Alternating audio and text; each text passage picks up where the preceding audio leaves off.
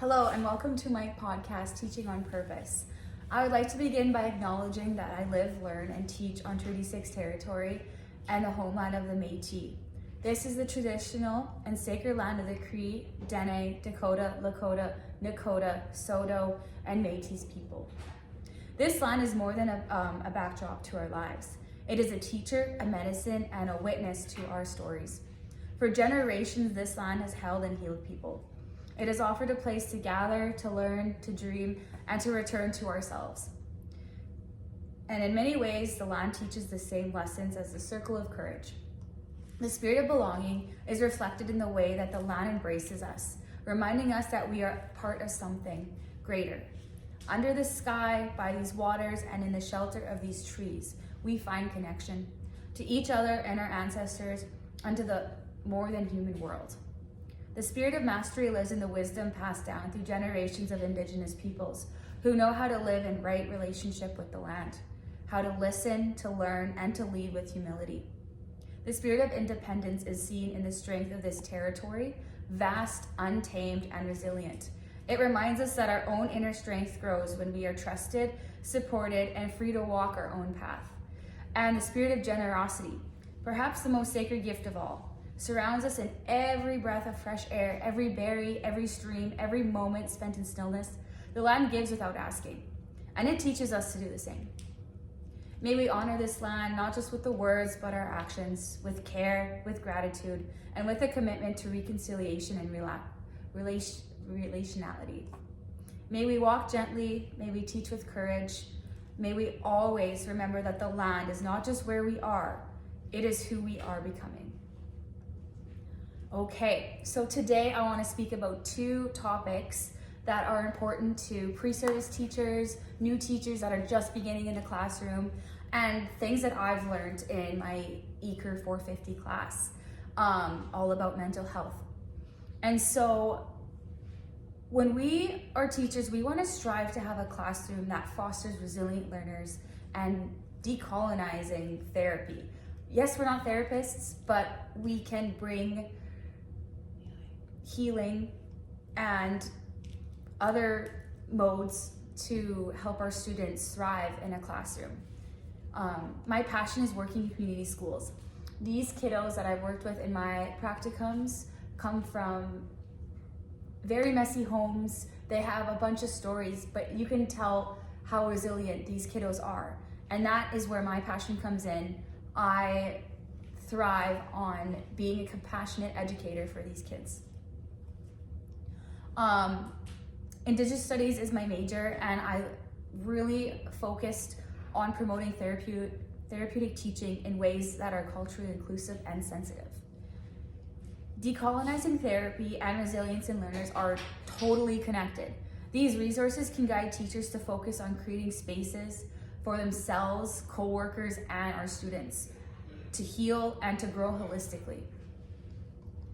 So Jennifer Mullins states, I'm going to read a quote from her book, Decolonizing Therapy. Take the space and time to process how cultural and historical trauma shows up in our therapeutic space and participants. As teachers, our space is our classroom, our participants are our students, even our coworkers.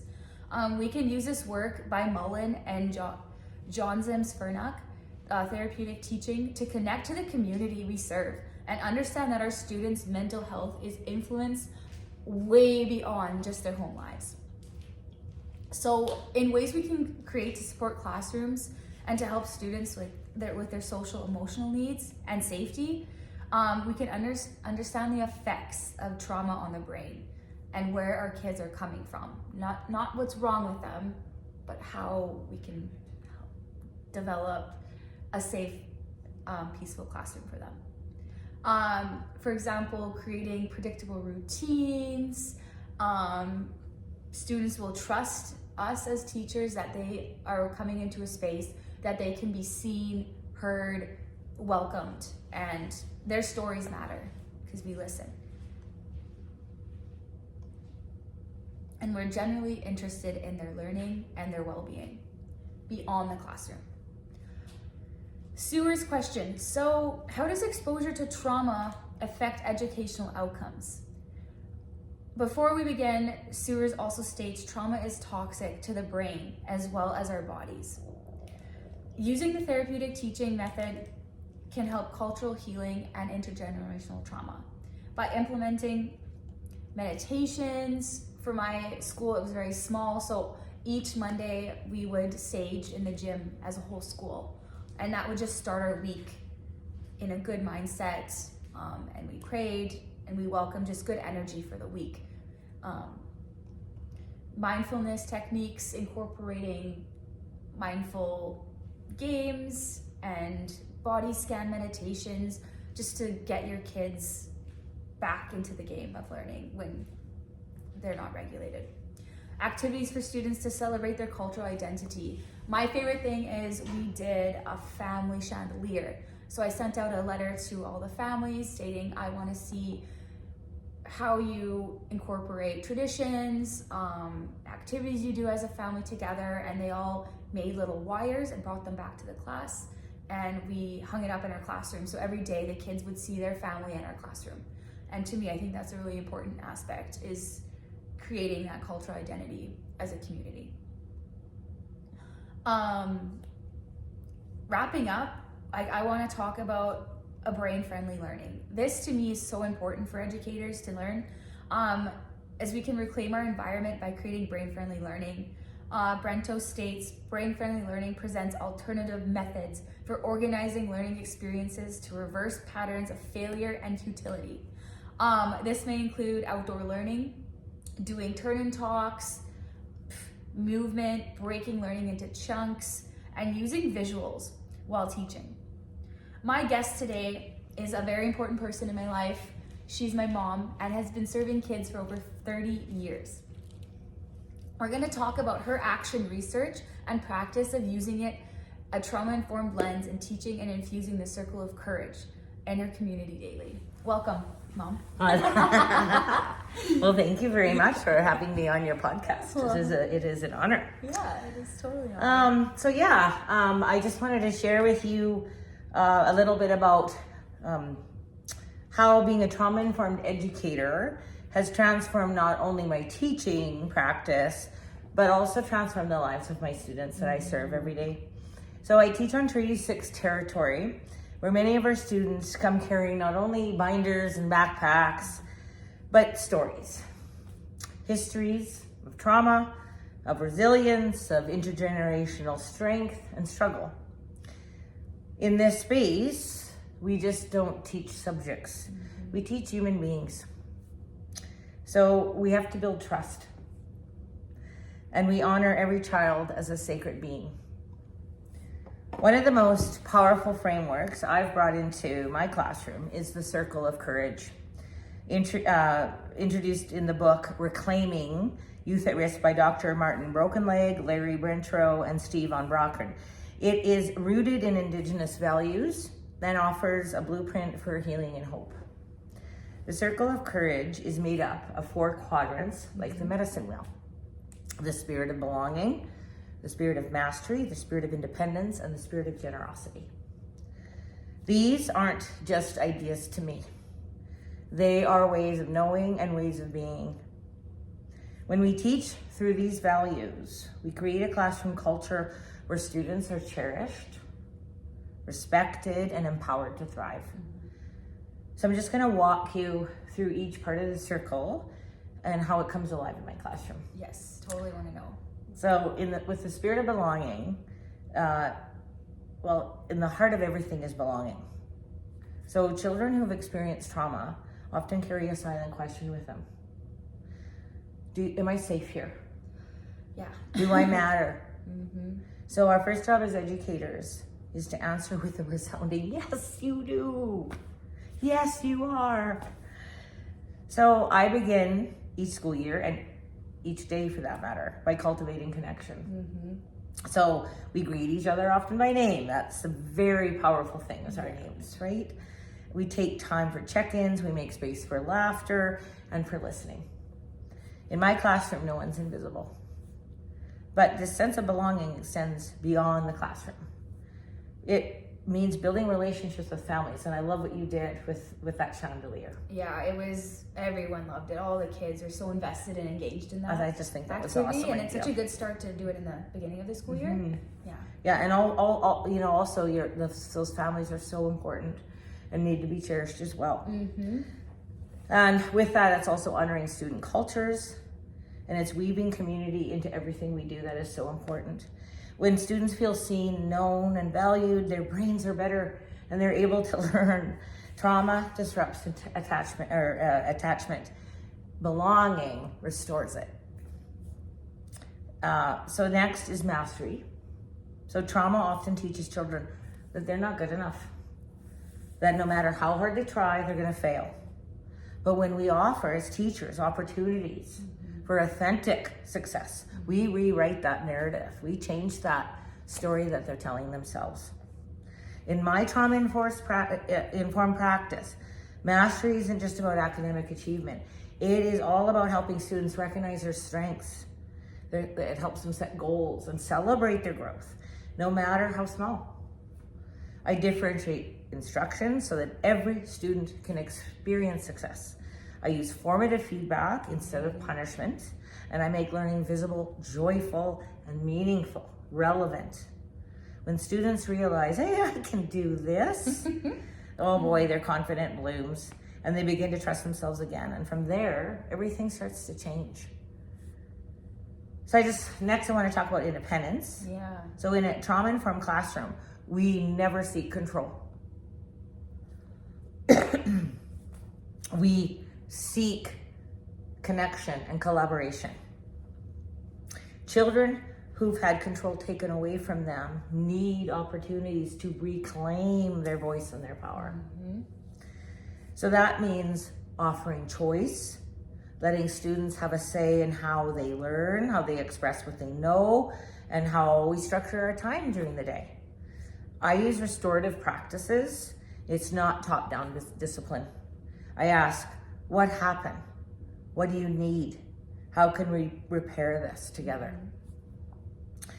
Independence also means teaching emotional regulation, setting boundaries with kindness, and allowing students to take risks.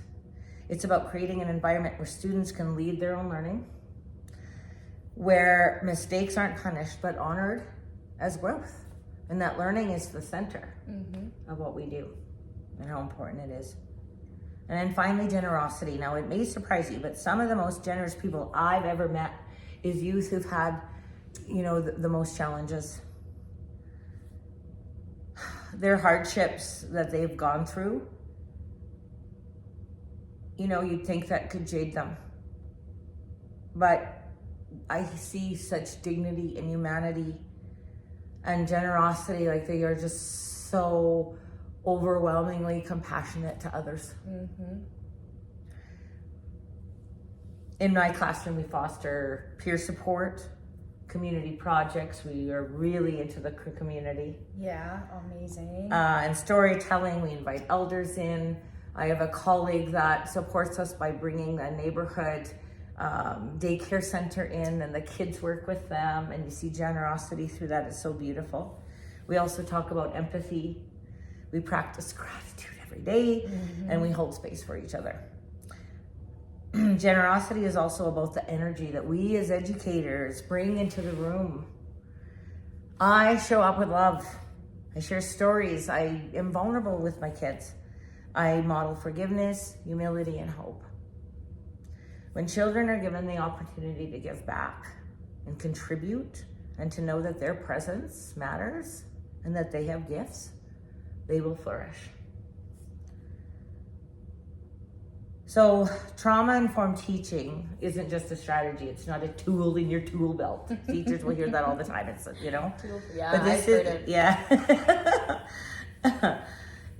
It's a stance. It's a belief system. It's a way of walking around in this world. And at its very core is relationship. When we recognize that every child is sacred, and when we honor their identities and cultures, we see the whole person in front of us. We become not just educators, but healers, change agents, and hope bringers. It's not always easy, and some days it's very heavy, but the beauty is in the becoming. We don't have to fix everybody and everything. We just have to show up with open hearts, open hands, and the courage to care. But this practice just doesn't stop with the students. I'm a coach to my colleagues, and I've learned that the circle of courage isn't just for children. Our fellow educators also need spaces for belonging, chances to experience mastery, permission to grow in independence, and opportunities to give and receive generosity. When I support my colleagues through a trauma-informed lens, I begin by listening. I offer presence, not pressure. I remind them that they matter and that their well-being is just as important as that curriculum. That we are humans first. Yep. And that showing up with compassion is one of the most radical, powerful things we can do in a system that often forgets that. We celebrate small wins together. We debrief hard days. We problem solve, plan, and reflect.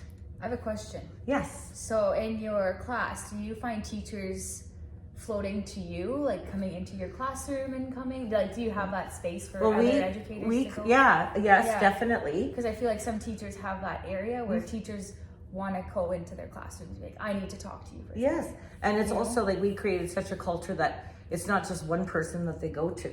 They go, there's like our teachers are so amazing at our school, and the culture, we trust each other and we got each other's backs, and it's that collective efficacy that we have, that we can make such big differences together.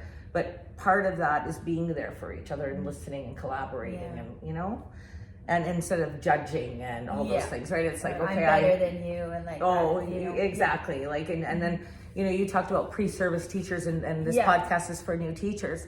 And so one of the most important thing is going into that school as a good staff member. How am I going to be that good staff member for others?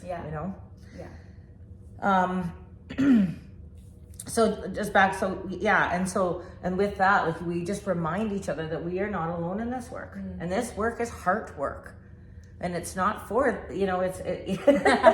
it's so important, and we need all the support we can get. And I'd like to just say that trauma-informed schools are made by trauma-informed adults working together in trust. Yeah. So if you're listening, and you're a new teacher, or even if you're a teacher of over 30 years, I just want to say thank you, and thank you for all the ways that you create belonging, and for the time you take to know your students' stories, for the way that you care for your colleagues, and for the ways you lead with love. Dr. Broken Leg reminds us, when we reclaim our youth, we reclaim the future, and the future is bright. May you continue to teach with tenderness and lead with your whole heart. Thank you, Brooklyn, so much. Yes, thank you for joining me on the podcast. I'm sure, lots of new teachers will benefit from this and learning to have more confidence into the classroom. And thank you so much. Excited. Yeah.